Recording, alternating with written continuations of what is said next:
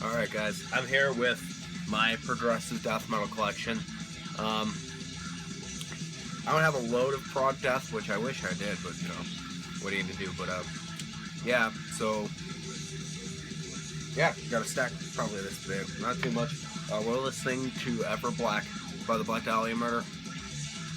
So yeah, let's cut into it, I guess. First thing, Canadian progressive tech death band, The Aura by Beyond Creation. This is a killer album. Beyond Creation's, you know, basically Gorguts mixed, just like a really much more progressive and technical Gorguts. Gorguts is obviously a huge influence on this band, being a Canadian progressive tech death band. And this is one of the only bands that I could stomach in tech death. I don't listen to much tech death for a lot of reasons, but like this album really does it for me. So if you haven't listened to this somehow, definitely check out Beyond Creation because they're a killer band. Next, classic album, Focus by Cynic. Cynic is hit or miss for a lot of people for a lot of reasons. Stupid slipcase.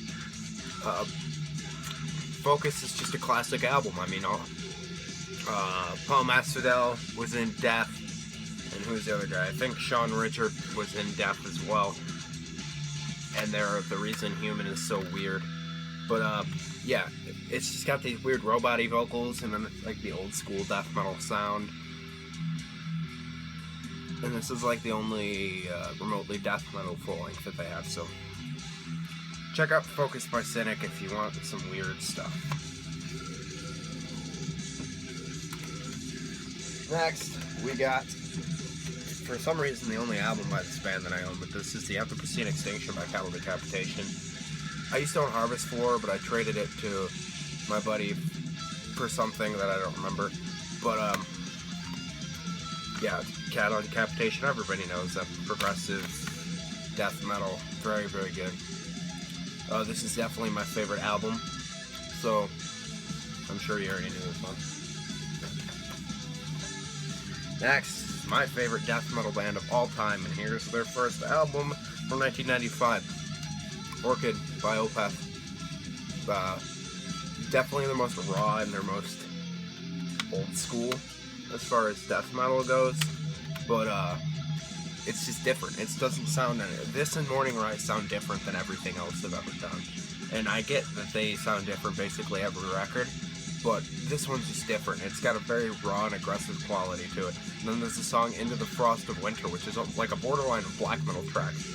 And the band's great. This album's great. Everything about everything they've ever done is great to me, so Orchid. Next, I don't have Morning Rise, but here's My Arms Rehearse. This is a fresh one for me. I'm not too familiar with this album like I could be. I'm pretty familiar with the song Demon of the Fall. Madrigal, Celtic Frost cover of Circle of the Tyrants. Remember Tomorrow is a great track. This whole album is killer.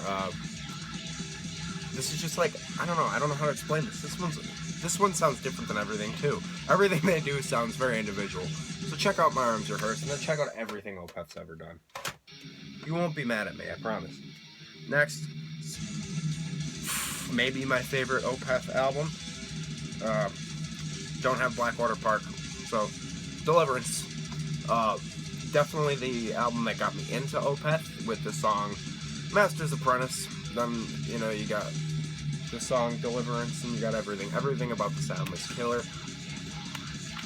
I broke the case and have yet to replace it yet, which sucks, but yeah, owning this has floored me musically, wanting to play death metal, basically, continuing wanting to play death metal, but Opeth, Deliverance, and the sister album, Damnation.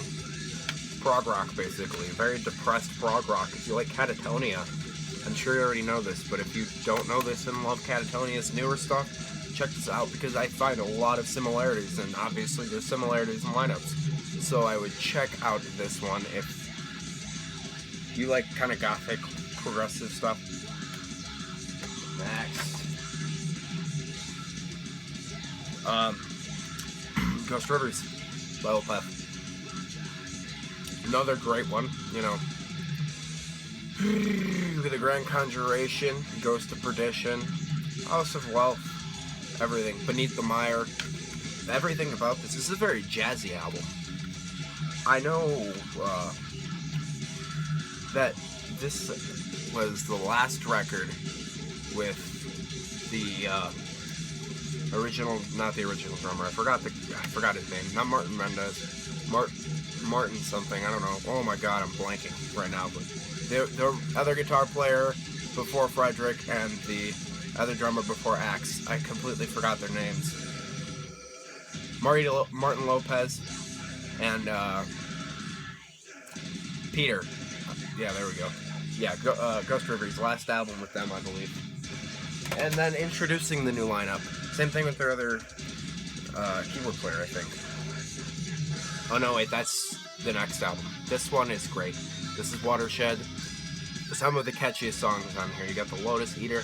Coil is, what a way to open up an album, especially being who these guys are. Featuring Axe's girlfriend doing female vocals. And I think that's really cool because Opeth has never done anything like that before this. And we've got this dude with some crazy eyes. Great, great, great album. Another broken case. But, Watershed. And last for Opeth is the newest one. The Sorceress. It's in plastic. It's removable plastic. I put it on here. It's just like one of those digipack sleeves. I put it in here because I didn't want this to get screwed up. Because it's signed by the whole band. Awesome. I picked this up at the store for 20 bucks. I was gonna get the regular one for 15. I was like, you know what? I am a hardcore Opeth fanboy. I should probably get the signed one, just for the sheer aspect of joy. I also have Michael Ackerfeld's pick in my wallet, which is, I think that's pretty cool, even though it's just a 1.00 Tortex, but you know, nonetheless, great, kind of a sludgy, stonery prog rock album. Next, the only album I own by this band, and I'm also a huge fan of this band. This is Great Is Our Sin by Revocation. I love Revocation. I like everything. Deathless is my favorite, like most people, but this is probably my second. Revocation's great. Very jazzy, tech death, progressive, obviously. It's a very cool band all around. I'm sure, very thrashy. I'm sure you already know Revocation, so I don't need to talk about it. Next is a German band that's broken up. It's actually two men from Germany playing very melancholic, progressive death metal. This is Season of the Tall Pine by Scythe. Scythe is a very, very melancholic band. The clean singing is kind of awful. Very dark cover with some trees. Limited to 700 copies. I have number 233. Very, very cool album. If you like Opeth, check this out. Seriously, it's great. Next is my friend's band that I filled in live for a couple of shows for. This first one is a little bit of is like death thrash with little bits of weird time signature. This is Triuna's album Embryonic Forms. This is just kind of like I said, death thrash with some weird time signature work. CDR. This one's a CDR. There's not too much I could really say. Just check out Triuna. They're great dudes. Next one is their EP, Maladaptive. Triuna. This is superior to Embryonic Forms. This is them coming to more of their own. Once again, another CDR. But this is definitely a departure from that thrashy sound. This is them becoming substantially more progressive, very jazz influenced, some acoustic work here and there, you know, all kinds of stuff like that. This is definitely better than Embryonic Forms. And their newest record. This is Gratifying Severed Hearts by Triuna, featuring basically an entire new lineup, except for Jeremy and Bird, who are... Bird is the singer and Jeremy is a guitar player and major songwriter, featuring Jarrett Meyer on bass, Noah, I don't remember how to say your last name, sorry bud, and Evan, guitar, drums. Great guys. Pro Press, finally. Very nice. It looks killer. Great album. Very much more Gorguts influenced, very jazzy. Okay, this album, Human Era Death, Dillinger Escape Plan's newest release, and tinges of Gorguts. Right there. Next is a band that you could argue is not progressive, but I consider them progressive. Wintersun's self-titled album, Wintersun. Killer album. Killer album cover. I love this band so much, and I'm so excited for the new album this year. Look at that album cover. You've all seen it. Next, Time One by Wintersun. You've all seen this one as well. This is the first one that I got, and I think it's utterly gorgeous. This floored me. More melodic, progressive, symphonic death metal. Next, the only album I own by this is The Man from Edge of Sanity. This is The Inheritance by Witherscape. I loved the album cover, and I checked it out, and I wound up loving it. And then I wound up seeing it in a store that I went to, and I bought it real fast. And yeah, if you like Edge of Sanity with good concepts, check this out. Edge of Sanity's like a progressive Swedish death metal band, not Opeth progressive, like a Bath remixed with Entomb progressive. And yeah, Witherscape's killer. And that's it for my prog death.